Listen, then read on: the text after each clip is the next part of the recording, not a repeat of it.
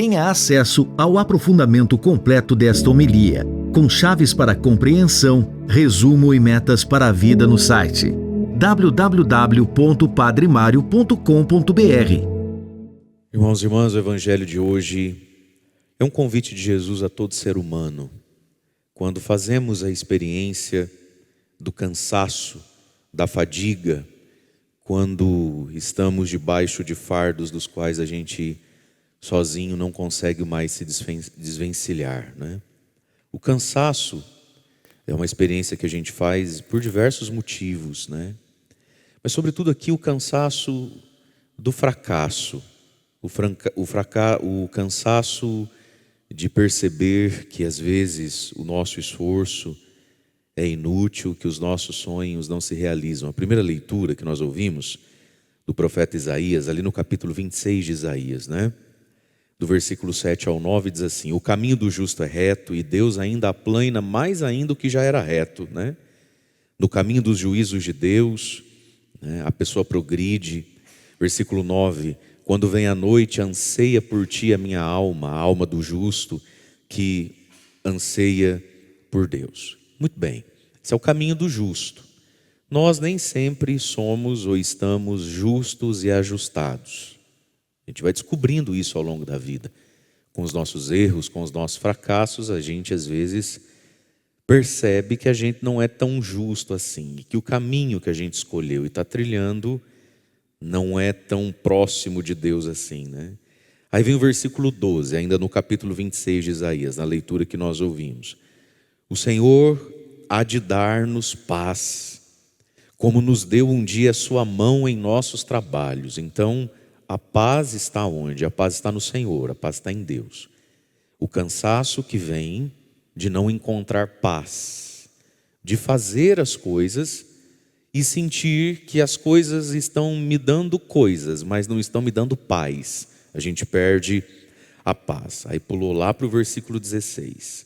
O profeta vai dizendo a respeito do povo: Senhor, eles a ti recorreram na angústia, mas exageraram na superstição e veio-lhes o castigo. Olha só que interessante, né? O ser humano que reconhece, acho que eu preciso rezar mais, né? Acho que eu preciso de Deus. Mas aí erra o caminho da fé, porque vai pelas superstições, as idolatrias, né? Nós padres, quantas vezes escutamos assim: ah, padre, o senhor sabe, né? Na hora do apuro, na hora do aperto, a gente fica desesperado, a gente fica ansioso, o senhor sabe como é? Aí me disseram que tinha uma mulher lá, não sei se o senhor já ouviu falar dela. É uma que vai descendo ali a avenida, aí o senhor pega, vira à esquerda, desce, então não é ali não, porque daí pega a direita, é uma rua, ela faz umas orações lá, uns negócios lá. Na hora do apuro, eu tenho uma amiga que a vizinha dela é amiga de uma mulher que agora está na igreja tal, e diz que lá ia ter não sei o que, uma noite, uma campanha, que a gente pega um envelope assim, aí toda semana tem que levar um dinheiro. Na angústia pensaram em Deus, mas foram pelo caminho da superstição. Aí continua a leitura. Uma constatação da vida. Versículo 17. Esse versículo aqui ele é tão interessante e profundo. Isaías 26, 17. Como a mulher grávida, ao aproximar-se o parto, geme e chora em suas dores, assim, Senhor, nós em tua presença. É o quebrantamento interior, né? Por quê? Versículo 18. Concebemos, ou seja, ficamos grávidos. Concebemos e sofremos as dores de um parto. E o que geramos foi vento. Não demos à terra frutos de salvação, nem fizemos crescer habitantes para o mundo. Concebemos, sofremos, gememos dores de parto. Hoje em dia já muitas mulheres não têm essa experiência, nem vão ter essa experiência, né? De gemer as dores de parto, porque já agenda, né, muito antes, já chega no hospital um pouquinho antes, às vezes nem passa por isso. Mas muitas viveram a experiência, algumas ainda optam por isso, né? O parto normal. Então tem que esperar romper a bolsa, vem aquelas dores, as contrações. E tem alguma mulher aqui que colocou o filho no mundo de parto normal? Erga a mão para a gente ver. Nem vocês, as mais velhas, gente, o Piquiri tá chique assim? Sério? Erga a mão para ver quem fez parto normal.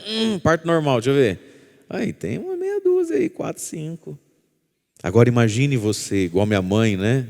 Eu fui parto normal. Quase 16 para 17 horas de parto normal. 26 de novembro de 1985, primeiro ano do já extinto horário de verão. Calor, né? E diz que durante o parto normal não pode ficar tomando água, né? Diz que se tomar água aí que dói tudo de vez. Então você pensa, tadinha, 16 para 17 horas de parto normal. A senhora teve os seus aí.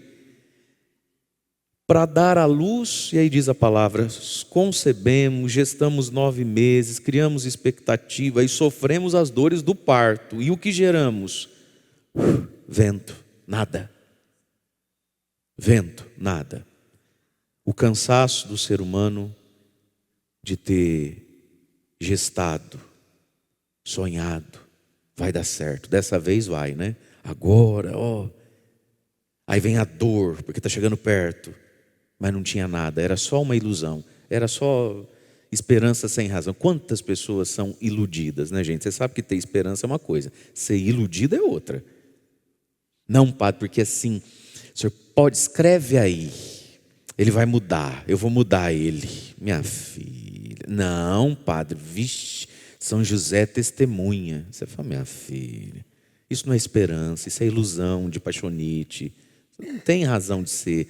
A esperança precisa ter uma razão de ser, que não é por óbvias circunstâncias, é Deus, a sua palavra, os seus propósitos. Mas olha lá, a gente engravida, vê crescer e não tem nada ali. Quantas pessoas já não viveram essa experiência? O profundo fracasso. Aí você se sente sem nada, né? Diz que a decepção é a experiência que o ser humano faz na vida, de que o fundo do poço está um pouquinho mais para baixo ainda. É a dor pior da vida. É a decepção, né? É o não alcançar das coisas. Então isso aqui produz um profundo cansaço em nós. Versículo 19 ainda do profeta. Reviverão, Senhor, os teus mortos. Porque é assim que a gente se sente. Mas é possível reviver. Reviverão os teus mortos. E se levantarão também os meus mortos, diz o profeta, né? E aí vem um grande convite. Despertai, cantai louvores, vós que jazeis no pó. Pessoas que se sentem no pó da vida. Por quê? Senhor, o nosso Deus, é orvalho de luz o teu orvalho. E a terra trará à luz os falecidos. Está falando aqui de uma ressurreição espiritual, de uma vida nova. E tudo isso por quê? O refrão do Salmo que a gente cantou. O Salmo 101, no versículo 20. O Senhor olhou a terra do alto céu. E o que foi que Deus fez quando olhou a terra do alto céu e nos encontrou nessa situação? Na angústia, buscando errado, buscando com equívoco, nos encontrou nessa situação de dar à luz, parir o vento, o nada. O que foi que Deus fez?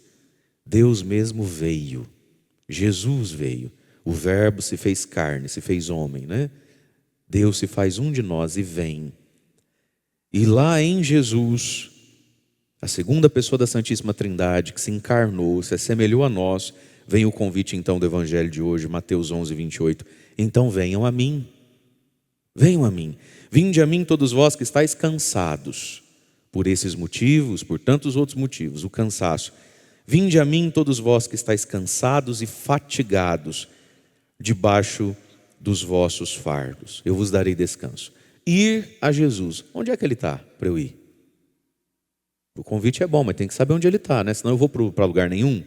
Onde é que Ele está para dar descanso? Irmãos e irmãs, o Senhor está na oração. A oração nos foi dada como lugar de descanso e revigoramento da alma. É preciso rezar. É preciso rezar. Nós sabemos, e às vezes não é bonito o que o padre vai falar, né? E não é para julgar a vida alheia, nem dar indireta em ninguém. Mas nós sabemos que às vezes, boa parte das missas é um lugar onde é impossível rezar. O que é rezar? Vamos entender. Rezar sou eu com Deus. Eu me volto a Deus e falo com Deus. A partir, sobretudo, do que ouvi de Deus, né, como resposta. Mas também daquilo que eu estou precisando falar com Deus. Eu prezo muito por algum momento de oração na missa, depois da homilia, fazer algumas preces a partir da palavra, sobretudo o momento de ação de graça, depois que todo mundo comunga, alguma música, alguma coisa, para que possamos rezar. Por óbvio, o rito em si é orante, mas impressionante como as pessoas têm uma profunda dificuldade de rezar com os ritos da missa. É de dar dó, né? De pegar cada parte da missa, sejam as partes cantadas ou não, e rezar, fazer daquelas palavras as minhas palavras. Como é que eu vou pedir perdão a Deus? Com as palavras do rito, não com outras. Com essa, para pegar para mim. Como é que eu vou dar graças a Deus, vou louvar a Deus, bendizer a Deus? Com as palavras do rito. Com aquelas palavras é que eu dou o louvor a Deus, né? Enfim, o rito é orante.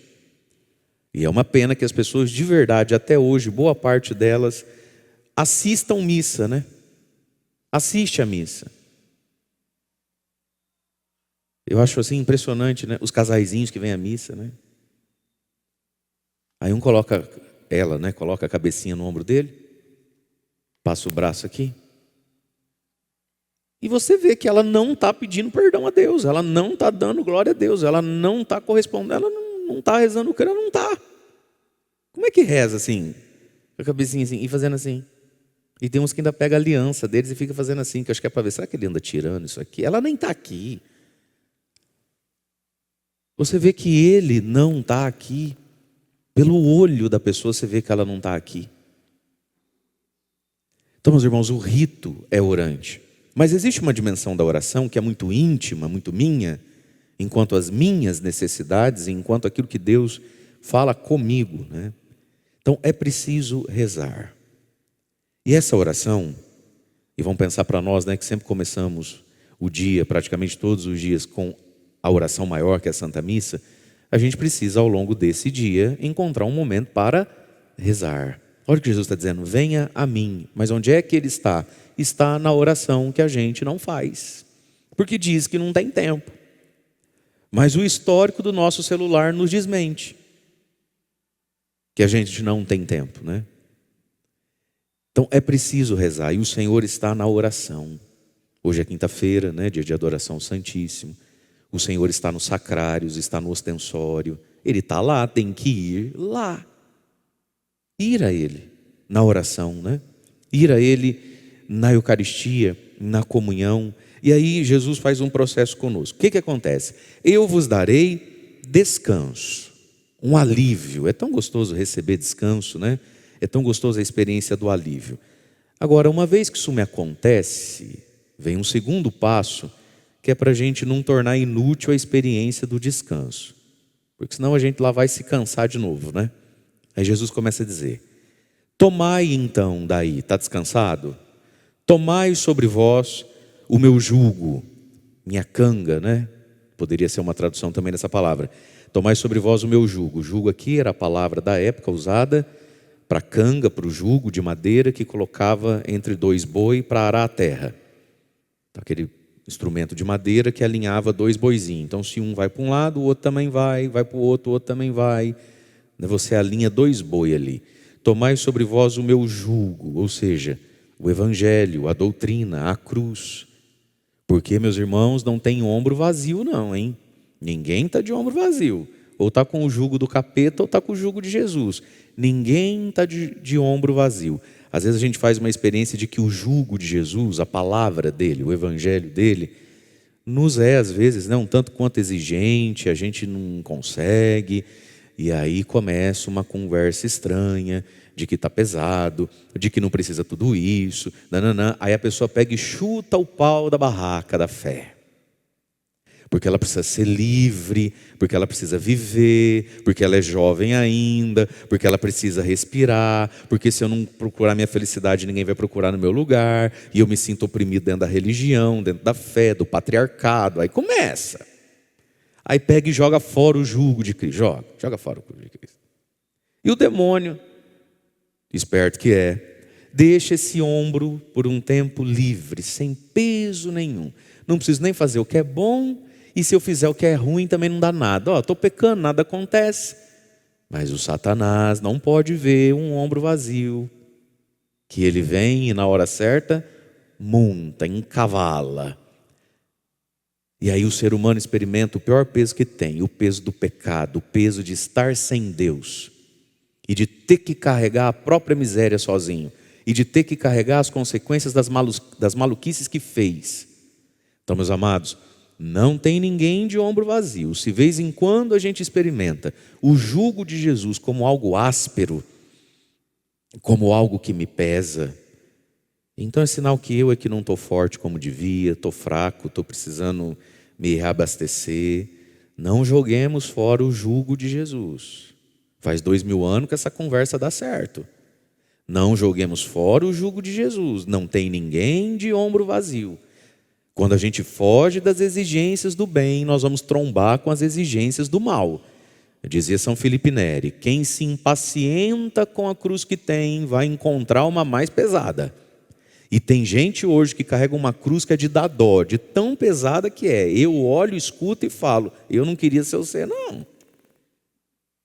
Ai, padre, o que eu faço agora? Eu falo: não sei. Não faço ideia do como é que você vai recomendar. Olha, eu não queria ser você. A vida, meus irmãos, já traz seus julgos. Você sendo todo certinho, todo retinho, todo comportadinho, língua na boca, a vida já não é leve às vezes, você ainda vai inventar de pecar, miséria. Essa ilusão, sabe? E hoje o que tem de gente que carrega um fardo tremendo, que não é um fardo, vamos colocar assim, natural.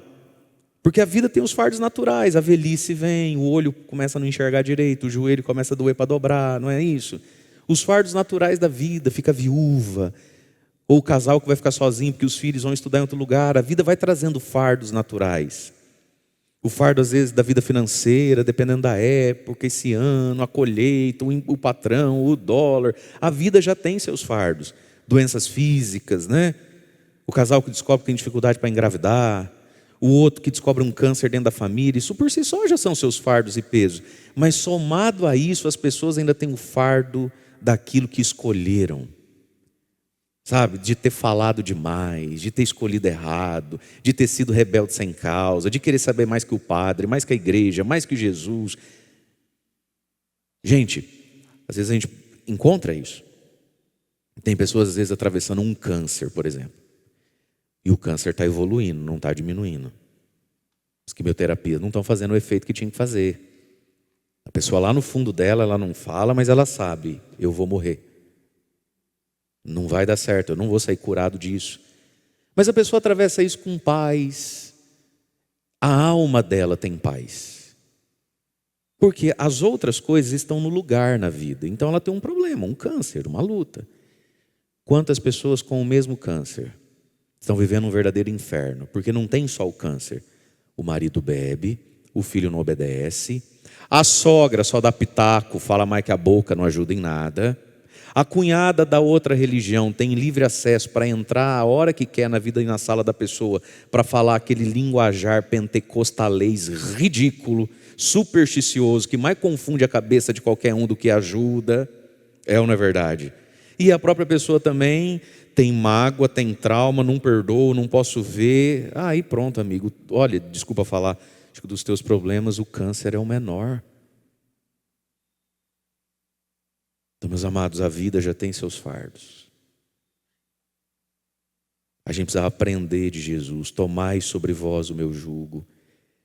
E sim, na nossa miséria e debilidade, o jugo de Jesus, que é suave e leve, às vezes a gente o experimenta como peso. Mas não o joguemos fora, porque é leve, não é pesado. Se está pesado é porque eu é que não estou bem.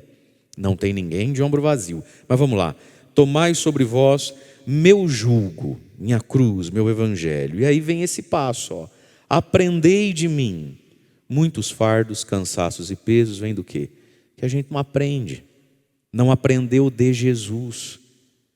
A gente age à medida em que sabe. A gente atua à medida daquilo que aprendeu na vida. Aprendi de quem o que sei? Da rua, da esquina, do boteco, de um pai e de uma mãe que às vezes tinha boa vontade, mas nada além disso. só tinha boa vontade, mas às vezes nos ensinaram umas inverdades sobre a vida, sobre as coisas. Aprendi de quem? Da novela? Aprendi de quem? Do refrão de música tosca, baixa e mundana? Aprendi de quem? Dos meus fantasmas interiores?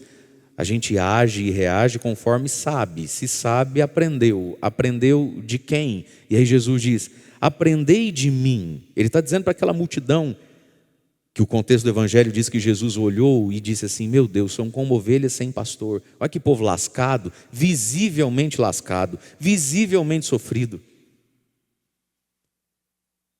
Então, nós aprendemos de quem? Aquilo que sabemos sobre sexo, dinheiro, perdão, raiva, inimigo. A gente aprendeu de quem o que sabemos quando eu preciso lidar com tristeza, ansiedade, frustração, desilusão, ciúme, inveja. Eu aprendi de quem a respeito desses assuntos? E de tantos outros que a gente poderia ficar enumerando aqui. Eu aprendi de quem? Jesus diz: aprendei de mim. Aprenda de mim. E onde é que se aprende dele? Na palavra dele, na meditação sobre o que ele fala, na contemplação da pessoa e da palavra dele. Meus irmãos, a palavra é algo muito importante na vida. Nós estamos o tempo todo recebendo palavra, pelos olhos, pelos ouvidos. A gente está o tempo todo recebendo informação, né?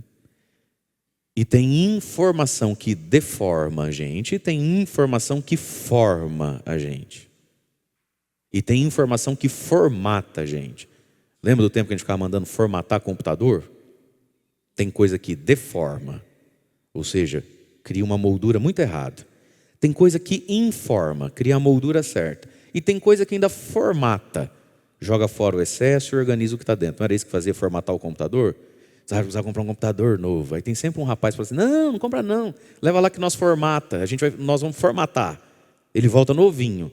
Ou seja, tirou um monte de coisa que no dia que está lá, colocou as coisas que tinha que estar lá no lugar certo. Aprendei de mim. Aprender de Jesus. Porque o que eu sei, eu aprendi de quem? Eu preciso aprender de Jesus. É de Cristo que se aprende a vida. É de Cristo que se aprende sobre mim mesmo, sobre você, sobre as coisas, sobre os fatos. Aprendei de mim, porque eu sou manso, disse o Senhor, e humilde de coração. Tem muito cansaço que a gente só tem, que a gente inventa, ou que a gente carrega, e que a gente torna mais cansado ainda, porque nos faltam duas virtudes que nos parecem que não são remédio para os problemas da vida, mas são o verdadeiro remédio: mansidão e humildade. Bem-aventurados os mansos. Por quê? Porque possuirão a terra. A posse é de quem é manso. E mansidão e humildade, às vezes a gente olha com desdém. Mansidão e humildade, às vezes a gente olha como bobeira. Mansidão e humildade, às vezes a gente olha como coisa de gente fraca. Mansidão e humildade, a gente não olha como aquilo que de fato são remédio para a vida humana.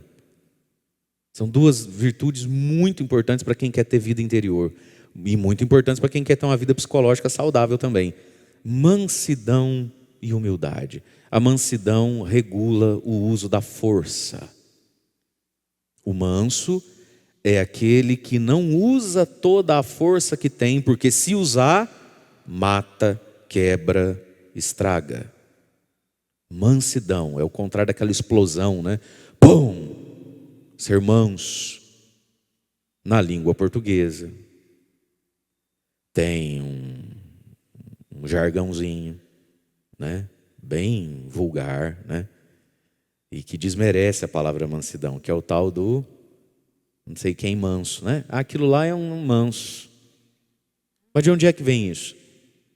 Vem de pessoas, né, que ao pecarem tiveram uma sorte de que o marido traído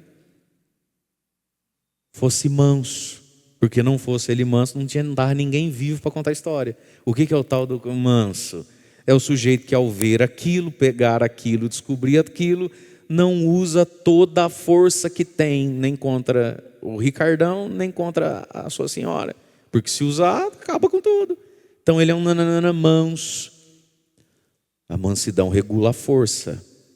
E nós precisamos aprender, meus irmãos, a regular, dosar, né? Santificar a nossa força interior. Essa força que sai na língua, na palavra, no olhar, no gesto. Ser mais manso. Só quem é manso alcança, só quem é manso possui. Santo Agostinho dizia: nunca tente ter por mal, por força, aquilo que você não conseguiu por bem conversando. Porque nunca no fundo vai ser seu. A mansidão. E Jesus está dizendo: aprendam de mim, eu sou manso. Gente, Jesus era manso. Jesus tinha poder de acalmar o mar. Jesus tinha o poder de olhar para um mar bravio, cheio de ondas e tempestade, e falar assim: menos, silêncio. E essa coisa indomável chamada mar, oceano, obedecia uma palavra de Jesus. O homem era forte, sim ou não? O que você acha? Filho, a palavra dele ressuscitava morto. Talita cum, menina, levanta. Ele nem gritava, ele só: menina, levanta. Brincar, falou no ouvido: menina, levanta. Ah, menina, levantava, morto, levantava. Lázaro, vem. Veio. E gente, esse poder que havia em Cristo, ele usou toda essa força? Não usou. Quando chamaram ele de possesso por Belzebu, quando o xingaram, quando o humilharam, quando o ridicularizaram, quando o pegaram lá na sinagoga de Nazaré, riram dele e o levaram para o alto de um precipício para jogar ele lá embaixo. Quanta força havia em Cristo, e ele foi manso. Se eu usar a força que eu tenho, eu acabo com você. Não vou usar. Ser manso. A mansidão. Porque sou manso e humilde de coração. A humildade de coração. Então são duas virtudes que a gente às vezes desdenha. Olha com pouco caso. Zomba quem tem e se envergonha de tê-las. Quando na verdade é o remédio da nossa vida. A gente precisa aprender de Jesus as coisas, né? E aí Jesus diz: se aprender, o que ele diz ali? E vós encontrareis descanso. Veja, quando eu vou a Ele, mesmo sem saber muita coisa, Ele por misericórdia nos descansa. Quantas vezes a gente não sai de um lugar, né? De um grupo de oração, de uma missa, enfim, a gente sai descansado, aliviado, né? Amanhã é dia 19, dia das nossas missas do Impossível com São José, 6 da manhã, 19h30. Quantas pessoas falam: ai, que alívio, nossa, saí de lá, parecia que eu estava flutuando, né? Isso é bom, isso é graça, antecipação de Deus. Mas para isso ficar conosco, né? Para isso ser nosso, é preciso aprender de Jesus. E aí sim, ele termina dizendo: e vós encontrareis o descanso para as vossas almas, para os vossos corações. E o versículo 30. Por que tudo isso? De novo o jugo, o evangelho e a cruz. Porque o meu jugo é suave, meu fardo é leve. Diz o Salmo: provai e vede quão suave é o Senhor. Meus irmãos, é o demônio que quer nos pintar Deus, nosso Senhor, a sua igreja, como algo amargo, pesado e áspero. Provai e vede quão suave é o Senhor. É suave esse caminho. Aí ele diz: pois o meu jugo é suave, o meu fardo, calma, assusta não, ele é leve. Meus irmãos, como é que as pessoas aguentam viver sem Deus? Eu não consigo entender isso. Você não vive esse drama, às vezes, dentro da sua cabeça também? Você não olha e fala: como é que aguenta viver desse jeito? Meu Deus do céu, como é que pode? E às vezes, talvez você e eu, a gente nunca pode esquecer, além de olhar para a vida dos outros, de olhar para trás também, né? E às vezes é olhando para trás que a gente também fala: como é que eu conseguia viver assim, hein? Como é que eu fui capaz, né? Onde é que eu estava com a cabeça? Como é que eu aguentava essa vida? Jesus amado, que coisa! Gente, meu jugo é suave, o meu fardo é leve. E não nos intimidemos, não nos confundamos com a risada frouxa, solta e fácil de quem está abraçado com o capeta. O demônio sabe trabalhar, tanto para iludir quem está lá com ele, quanto para questionar a sua fé. Que às vezes fica olhando do lado aí, a pessoa está toda errada, não parece que eles estão: nossa, que felicidade, nossa, que alegria, não é assim? Ilude não, filho. A partir da sua própria experiência de vida, viver sem Deus é muito difícil. Viver lá fora sem Ele é coisa para gente doida. Tem que faltar um pino na cabeça. Eu não sei como é que aguenta. Não se iluda com o que está lá fora. O Senhor é suave e é leve. Entende isso? Então, se está pesado e estar no jugo de Cristo, de ser solteira, solteiro, aguentar o tranco, você acha que é leve engravidar antes de casar de um sujeito que não nasceu para ser seu marido? Ou fazer o filho em uma doida que não nasceu para ser sua esposa e agora vocês estão vinculados o resto da vida?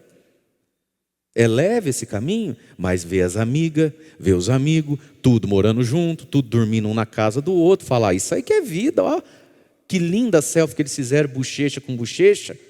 Eu aqui, jogada nesse sofá com pipoca e pijama, 8 da noite, pleno sábado, sem ter onde ir. Ai, que peso. Aí vai atrás. Vai não, fica aí. Está pesado para você? O teu carro já tem 10, 12 anos, 200 mil quilômetros. Ficou meio cafona. Hoje em dia não faz mais carro com esse farol, com essa... Não, o teu carro dá para ver que é velhinho, né? Está pesado ter um carro velho, enquanto todo mundo tem um carro novo. Vai para a sala de psiquiatra e padre para você ver se é leve a vida de quem foi comprar sem ter dinheiro e financiar sem ter. E agora o banco vem tomar. E agora precisa da sogra emprestar, o cunhado não sei o quê, mas vai vencer, padre. Segunda-feira eu não sei o que fazer, padre. Está pesado ter carro velho? Você acha que é leve dever o novo? Usa a cabeça, filho. O fardo de Cristo é leve, não nos iludamos. Andar na justiça, andar na virtude, andar na santidade é leve. Mas para terminar, é leve se, e somente se, eu não estiver fazendo força sozinho. Eu preciso ter Jesus comigo. Por que bota 2 boi no mesmo jugo, na mesma canga? Para puxar um arado. Vai puxar o arado sozinho, você não vai aguentar. É preciso o outro boi. Qual que é o outro boi aqui? Para puxar o que está vindo atrás? Jesus é o companheiro dessa jornada. Então, meus irmãos, é leve se eu estou em dia com Deus, né? É leve se eu não estou desperdiçando as oportunidades de ir a Ele. É leve se eu comungo.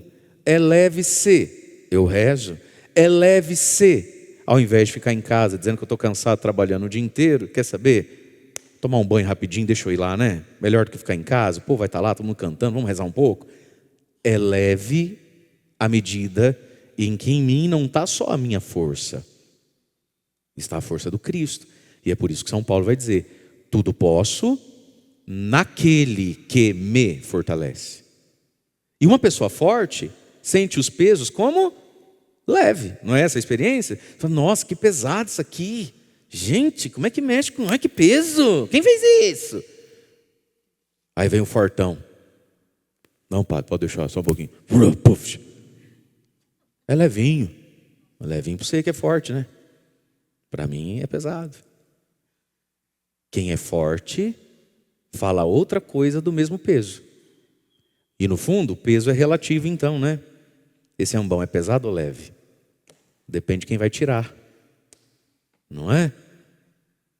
O missal dos coroinhas, né? É pesado ou leve? Nossa, padre, que missal pesado. Para quem que é pesado? Se é para o herói ali da madrugada, né, filho? Olha o tamanho, gente. Para ele, nossa, para ele é pesado. Temos que rezar por ele, hein? Na hora daqui a pouquinho tem que trazer aqui, né? Conte com as nossas orações, vai vir certinho. Mas se é para um adulto, não é pesado. Não, é leve. E a gente fala isso para os outros, né? Não, não é pesado não, filho. Pega assim, ó, é leve. É leve porque você tem a mão grande. Então, meus queridos, é leve à medida em que, e somente se Ele estiver em nós, que Ele esteja em nós, né? Vivamos bem as oportunidades que temos de ir e de estar com Jesus. Louvado seja nosso Senhor Jesus Cristo.